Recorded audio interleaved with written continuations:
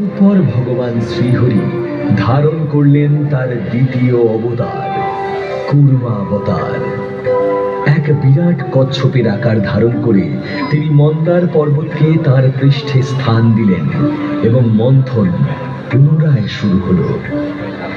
আর তারপরই সমুদ্র থেকে উঠে আসতে লাগলো এক একটি করে দুর্লভ বস্তু।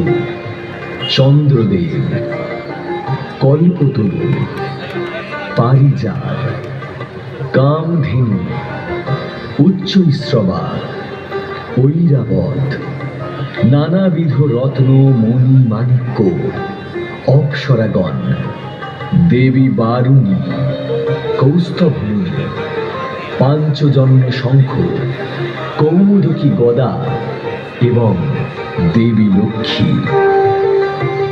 এইসবে উৎসাহিত হয়ে আবার চলল সমুদ্র মন্থন।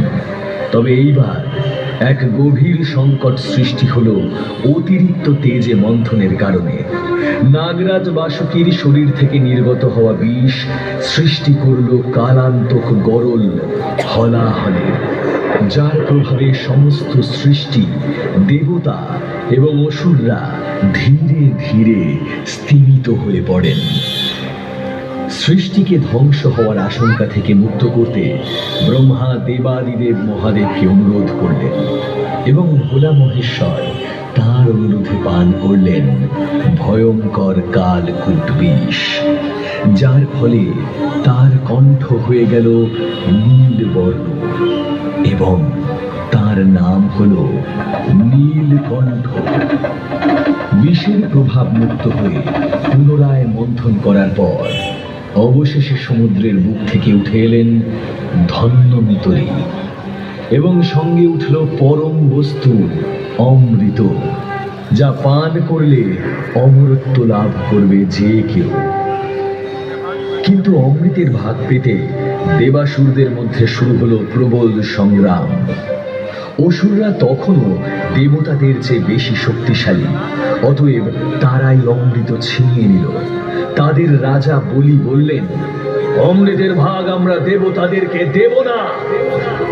অনন্যপায় দেবতাদের বাঁচাতে তখন মোহিনী অবতার ধারণ করলেন স্বয়ং নারায়ণ এবং তার রূপে ও মোহমায়ার বশে অসুররাজ রাজি হলেন অমৃতের ভাগ দেবতাদের দিতে।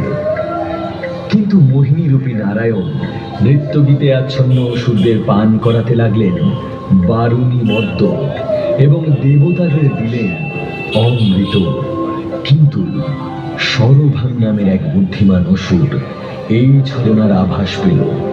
সে দেবতাদের রূপ ধারণ করে অমৃত লাভের আশায় স্থান নিল দেবতাদের মধ্যে। মোহিনী যখন তাকে অমৃত পান করাচ্ছে, তখন চন্দ্র ও সূর্য তার পরিচয় প্রকাশ করে। সরভানু অমৃত পান করে পলায়ন করতে সচেষ্ট হন, কিন্তু নারায়ণ তার সুদর্শন চক্র দিয়ে সরভানুর শিরচ্ছেদ করেন। তবে অমৃতের কল্যাণে সরভানুর মৃত্যু হয় না, তার শীষ হয় রাহু এবং শরীর হয় কেতু। কিন্তু এই ছলনার প্রত্যুত্তরে অসুররা আবারও দেবতাদের বিরুদ্ধে শুরু করে চিরন্তন যুদ্ধ।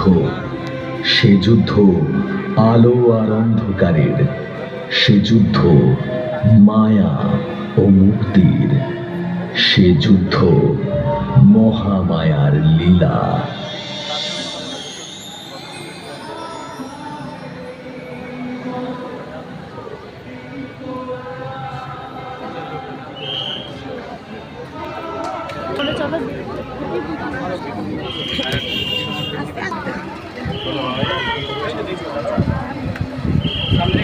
সামনে